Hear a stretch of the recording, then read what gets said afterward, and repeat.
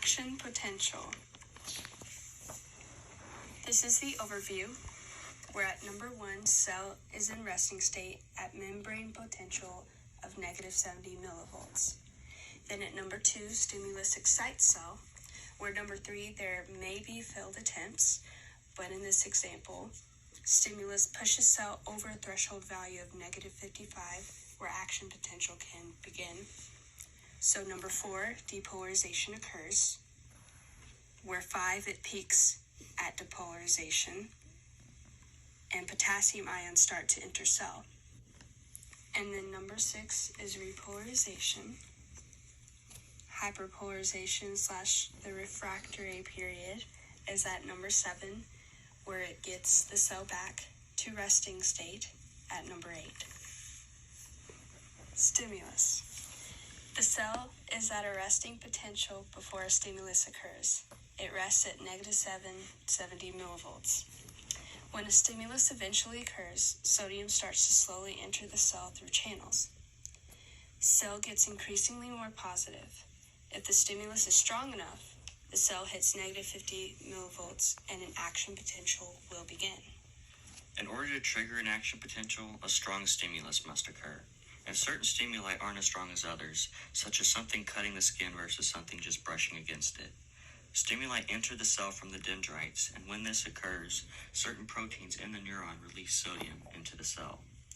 The cell, when it has a resting voltage of -70 millivolts, due to the highly negatively charged proteins within the cell and the positively charged ions that are outside the membrane. Thus, the inside of the cell is more negatively charged than the outside of the cell. Voltage is measured in millivolts here, as the charges are technically very small. The stronger the stimulus, the more sodium ions go into the cell, which raises up the voltage. The cell drastically depolarizes or gets less negative very quickly, as tons of sodium is now able to flood into the cell. Due to this large jump in voltage, an action potential occurs, and if the threshold of -55 millivolts is not initially hit, then initiation is failed. Neurotransmitters also have part in this process, as certain proteins that are also embedded within the cell only open up to ions when the transmitter binds. Thus, neurotransmitters can determine a lot about an action potential. Depolarization. The initial threshold value of -50 millivolts is reached.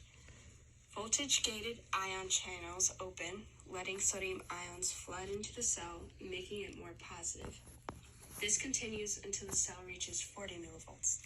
The threshold that triggers the stage of depolarization is -55 millivolts, and when this is hit, the voltage-gated channels open, which are very plentiful in the membrane, and this allows tons of sodium ions to flood into the cell. This lets the cell be more positive. An action potential is now going to take place. Repolarization. At 40 millivolts, potassium voltage-gated channels open. The cell is ready to become negative again. Potassium ions leave the cell, and it gets negative. In fact, the cell overshoots, and it gets too negative, more negative than the resting potential. Neuron potentials increasingly grow in positivity until they reach 40 millivolts. Then the process of depolarization starts. It is at this voltage of 40 millivolts that the potassium-gated channels open, and then potassium leaves the cell, which makes the cell increasingly more negative. Hyperpolarization. The cell is currently too negative. This stage is also known as the refractory period, as it cannot respond to any other stimulus while it is in this state. The sodium-potassium pump brings sodium out of the cell and potassium back in such a way that it balances the charges where it is -70 millivolts inside the cell again. During repolarization, potassium leaves the cell in an attempt to bring the cell back to its original state resting charges. The idea is to get rid of the positive ions and to bring more negative ions in. However, it overshoots a little and too much potassium leaves the cell, which makes it more negative than when it's in a resting state. This is okay, as the sodium-potassium pump will organize the potassium and will bring sodium out of the cell, and this organizes all of the charges until it gets back to -70 millivolts, and now it will be eventually ready for a new stimulus.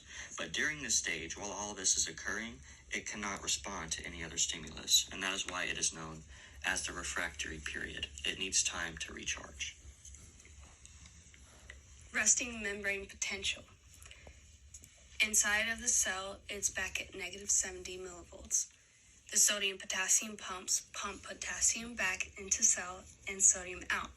Ready for new stimulus? Back to where we began. The neuron returns to its original state due to all the work the potassium-sodium pump is doing, and to the movement of the organization of the negatively and positively charged ions until the voltage inside the cell is negative 70 millivolts yet again. Now this process is ready to begin again.